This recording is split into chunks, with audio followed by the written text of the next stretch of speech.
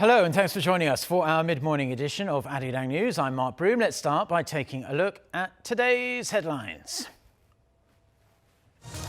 President Moon Jae-in on the UN General Assembly stage. He unveils his vision to turn a constant reminder of the peninsula's painful division into an international peace zone. He also hits Japan for its trade curbs on South Korea, but says Seoul is ready to talk. US President Donald Trump also takes to the UN stage with a powerful message for China and Iran. On North Korea, he tells the regime that its denuclearization will be the best economic decision it has ever made. Plus, the business relationship between South Korea and Japan remains alive and kicking, despite the uptick in tensions between the two governments over trade and historical issues.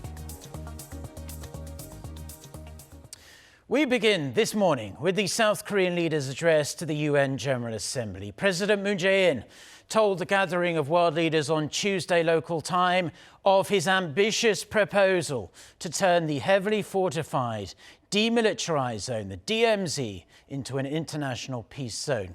He also said his roadmap for the future of inter-Korean relations could open up a new era of lasting peace on the Korean peninsula. Our Shin Se-min files this report from New York. Turning the thin strip of land, a place that is dotted with some 380,000 landmines, into an area of peace and reconciliation with the help of the international community. President Moon Jae-in standing before the delegations gathered at the UN General Assembly on Tuesday proposed remodeling the demilitarized zone into an international peace zone.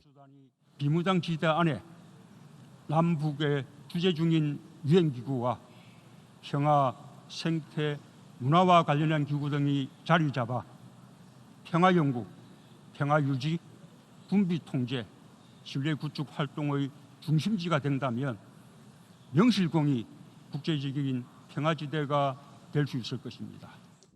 The South Korean leader even hinted at designating the DMZ as a UNESCO World Heritage Site. Such proposals are an extension to the promise already made by President Moon and North Korean leader Kim Jong-un during their summit in April last year. Stressing it'll take South Korean troops alone 15 years to remove anti-personnel mines from the DMZ, President Moon called for international support and for other countries to be more accommodating to the North if it takes steps worthy of reward. 북한이 진정성을 가지고 비핵화를 실천해 나간다면 국제사회도 이에 상응하는 모습을 보여주어야 합니다.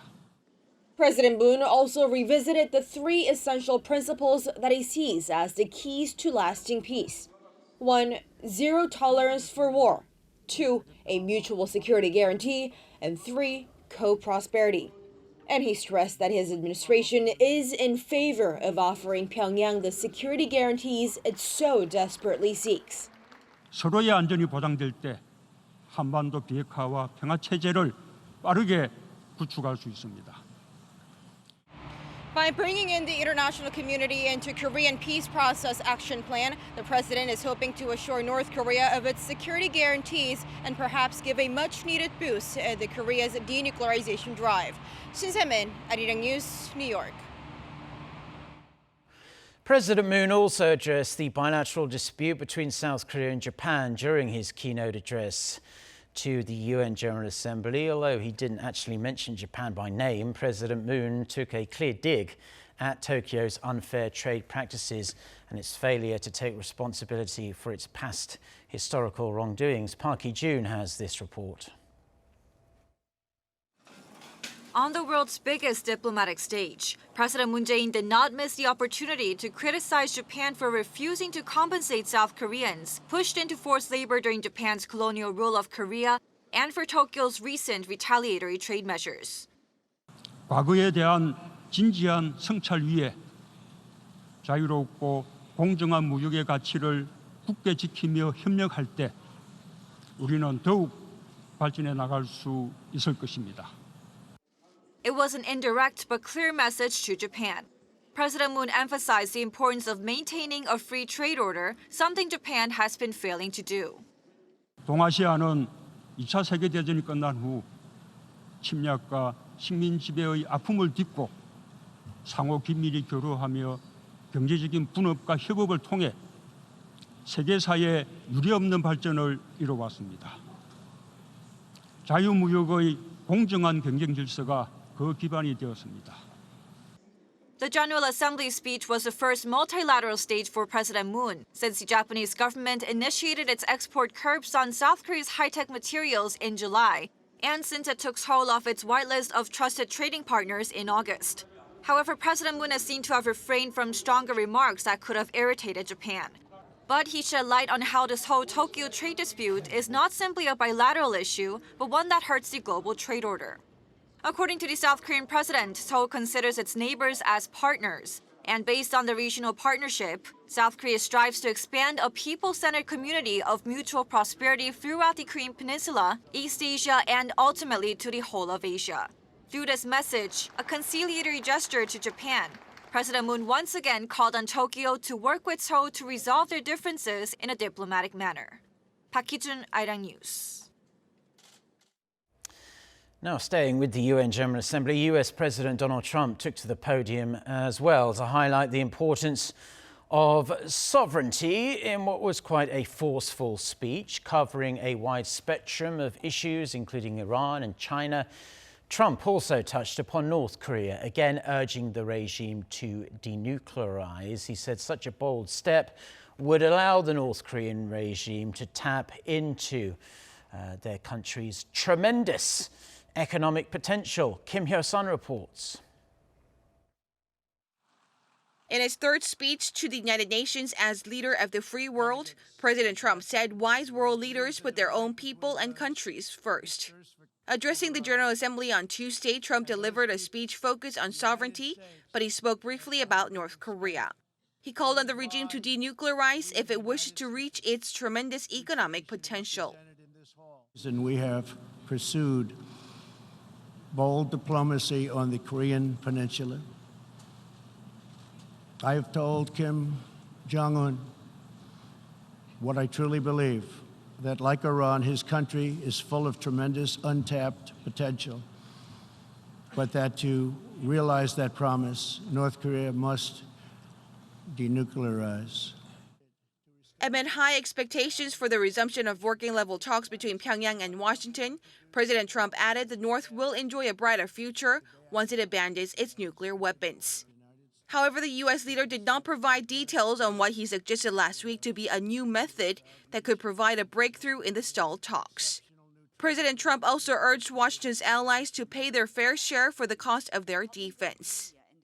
We are also revitalizing our alliances by making it very clear that all of our partners are expected to pay their fair share of the tremendous defense burden which the United States has borne in the past. His remark comes as South Korea and the U.S. launched fresh negotiations in Seoul to renew their defense cost-sharing deal. He also said his administration will continue to pressure the Iranian regime, highlighting that the highest level of sanctions have been imposed against Iran following its recent attacks on Saudi Arabian oil facilities. On trade, President Trump lashed out at China for not embracing the reforms it promised to make when it joined the World Trade Organization in 2001. He also demanded Beijing honor Hong Kong's freedom, legal system, and its democratic way of life. Kim Hyo-sun, Arirang News.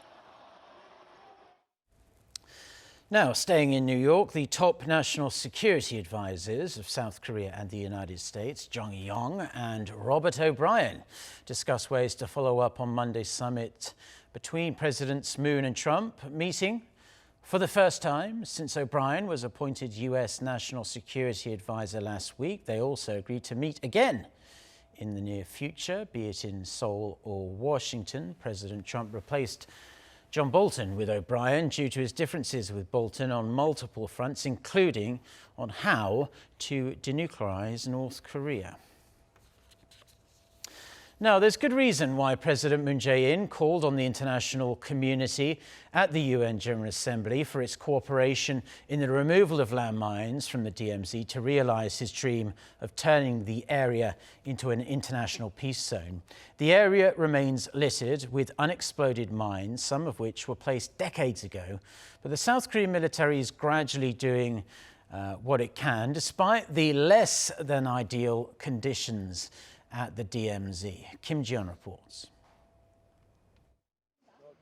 The removal of mines from the demilitarized zone is one of the most obvious operations that symbolizes the improvement in inter-Korean relations because it almost always requires the consent of both Koreas. The demining operations are necessary to carry out various other inter-Korean projects agreed to by the two Koreas, including the joint removal of DMZ guard posts, the excavation of Korean War remains, and joint research of cultural heritages along the border. The South Korean military conducted mine removal operations from 2000 to 2005 for the test run of two cross-border railways, a project that finally became a reality at a groundbreaking ceremony last December. According to data from South Korea's Joint Chiefs of Staff, the military removed some 1,700 mines over an area of 850,000 square meters near the path of North Korea's Gyeonggi Railway line. It then destroyed around 250 mines planted in the 130,000 square meters of land near the Donghae Railway line. The South Korean military has also removed mines at Arrowhead Ridge for the excavation of Korean War remains, following the signing of the Inter-Korean Comprehensive Military Agreement last September. Through its demining experiences, the South Korean military says their clearance is not an easy task, as it demands a lot of manual labor. Locating them in the first place also presents a daunting task. Maps indicating where the mines were initially placed become useless over time as their accuracy drops, since the mines often shift due to erosion following floods, heavy rain, and landslides. Kim Ji-yeon, Arirang News. Now, with President Moon Jae-in highlighting the importance of sustainable development during his speech earlier this week at the UN Climate Action Summit 2019, more creative approaches are anticipated for how to deal with what is planned for the demilitarized zone. Our chair, Jong Yoon, went to see international and domestic experts to find out how, together with the North, the two Koreas can better preserve the DMZ. While the demilitarized zone has served as a buffer between South and North Korea following the Korean War in 1953, environmentalists say that this is one of the few places on Earth untouched by recent human development, and that it can be gifted to future generations. Some experts claim that the international community, through bodies such as UNESCO, should co-govern the DMZ alongside the two Koreas. It seems quite logical to work with the mechanisms of UNESCO in Paris to set up perhaps a loose working group of people from both sides, North and South Korea, or international support group, to consider possibilities of advancing the demilitarized zone to a peace and life zone. He added that the DMZ can become a global symbol of Earth trusteeship, the idea that nature exists for itself and cannot be owned by a single person or country. Efforts have been taken in the South to better promote the symbol of peace and ecosystem of the DMZ internationally, creating the so-called Peace Trail and listing southern half of the DMZ as a UNESCO Biosphere Reserve. However, experts say these efforts must be done in cooperation with the North. At a 4-day DMZ fair held earlier last week in the city of Goyang in Gyeonggi-do Province, experts and citizens gathered to share the DMZ's ecological values. It is important to reach a consensus with the North on proceeding with the registration of the DMZ as a piece of world heritage. While waiting for the North answer, we must work with the international community to set grounds for practical preparations in listing the area as a cultural and natural World Heritage Site. But the North has shown little to no sign of coming on board, rejecting Seoul's proposal of establishing ecological parks in the past. As inter-Korean cooperation is necessary for the next chapter of the DMZ's life, its fate will depend on how denuclearization talks and sanctions relief unfold. Choi Jung-yoon, Arirang News. Japan has revealed it won't be inviting South Korea to its international naval review next month due to their strained bilateral ties. At a press briefing on Tuesday, Japanese Chief Cabinet Secretary Yoshihide Suga said Tokyo believes the two sides have yet to create the right conditions for an invitation due to their conflicts over trade and historical issues. 7 countries, including the US, will attend, while China will be joining for the first time. Asked about Japan reportedly having failed to accurately track the direction of short-range missiles recently fired by North Korea, Suga said the end of the military intel sharing pact with Seoul would not significantly impact Japan's defense capacity. South Korea decided to terminate the pact last month following Tokyo's export curbs. Now, more than 300 business leaders from South Korea and Japan gathered in Seoul on Tuesday for a 2-day conference.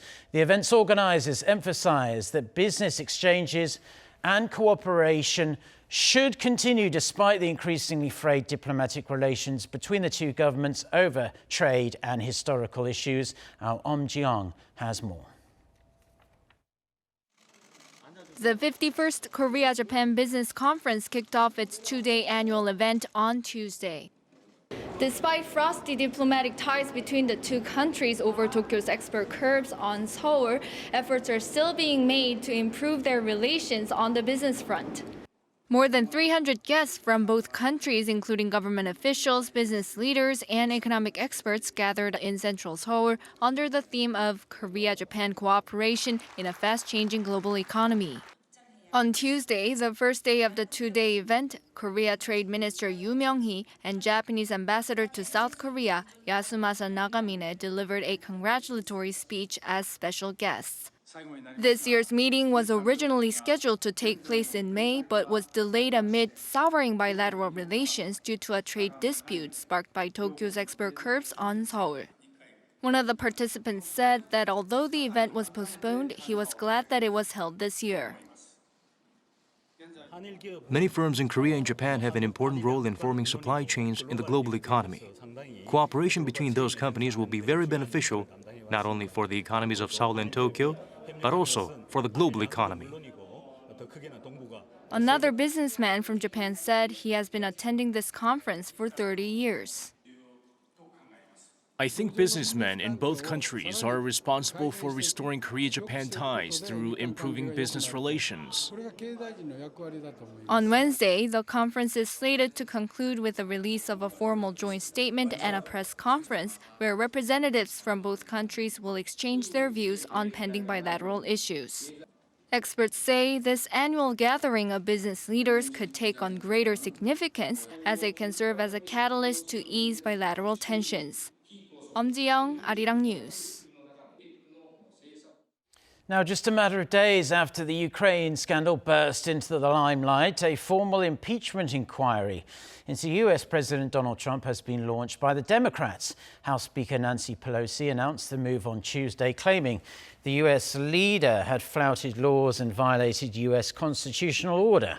Trump wasted little time responding on Twitter, denouncing it as witch hunt garbage. President Trump had earlier revealed he had authorized the release on Wednesday of the complete, fully declassified and unredacted transcript of his conversation with Ukraine's president, which sparked this scandal in the first place. His decision comes after reports emerged that an anonymous whistleblower claimed Trump repeatedly pressured the new leader of Ukraine to probe former Vice President Joe Biden and his son Hunter at a time when Kiev was desperate for US military aid.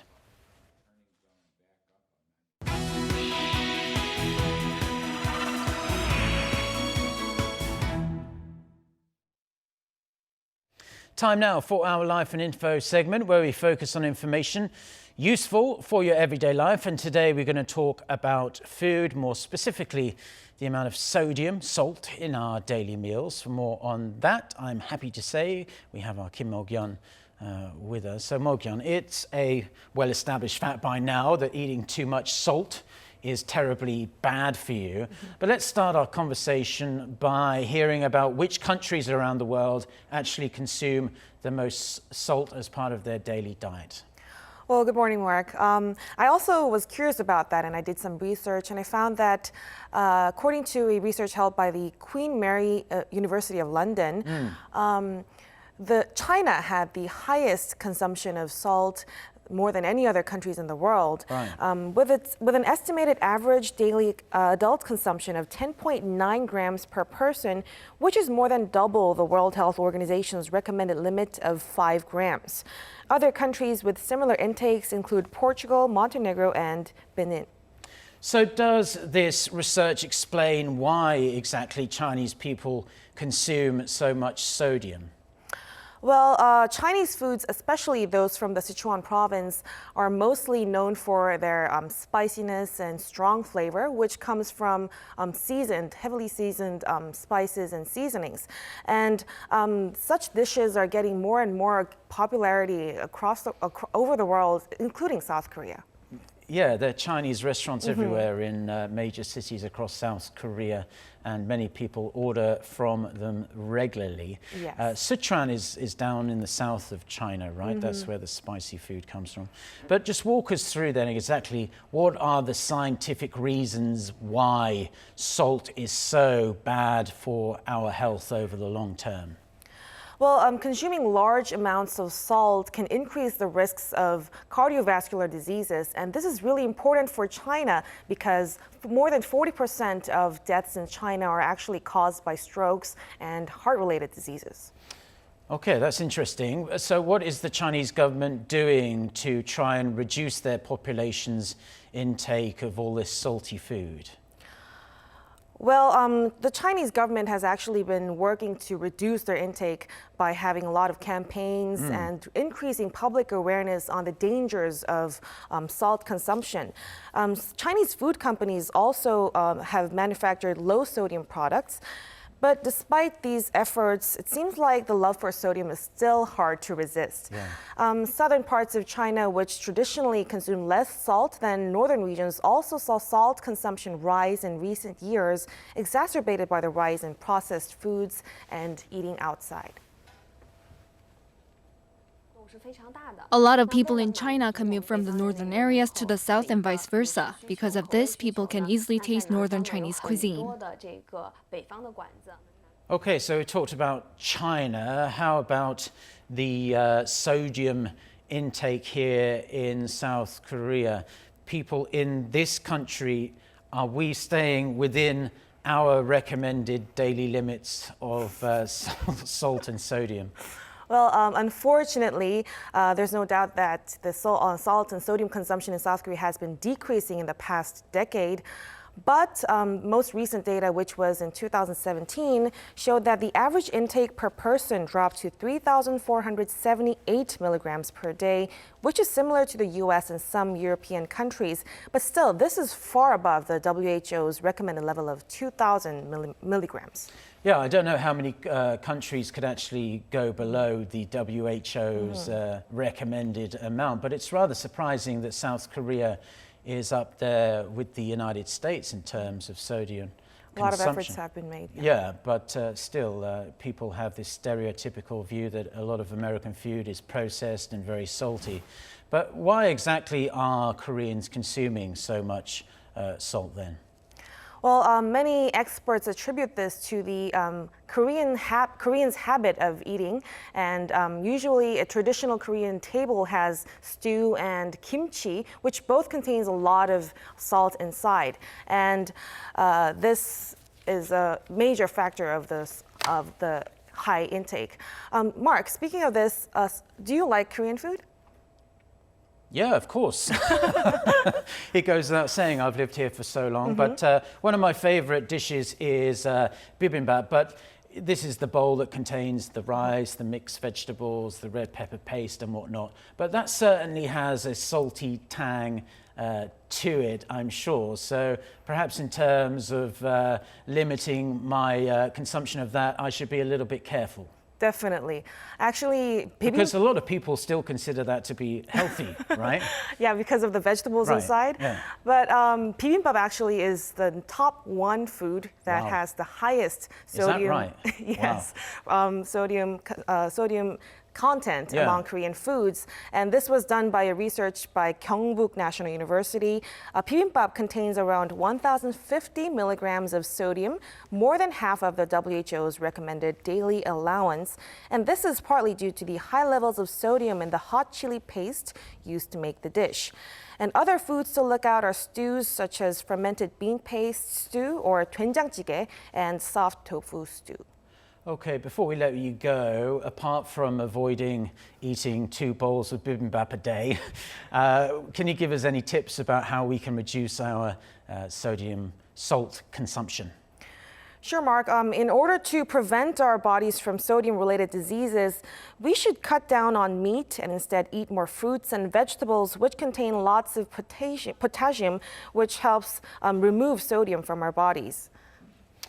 Okay, thank you very much. Well, it's easier said than done to avoid food with a lot of salt these days, but we'll try our best to eat more healthily. And thanks for the tips, Mo-Kyun. We appreciate it. Thank you. My pleasure. Well, that's where we're going to have to leave it, unfortunately. No weather today, but stay tuned to Arirang TV. And a reminder that we'll have our next newscast at noon Korea time when I'm sure we'll have a weather update for you. Until next time, goodbye.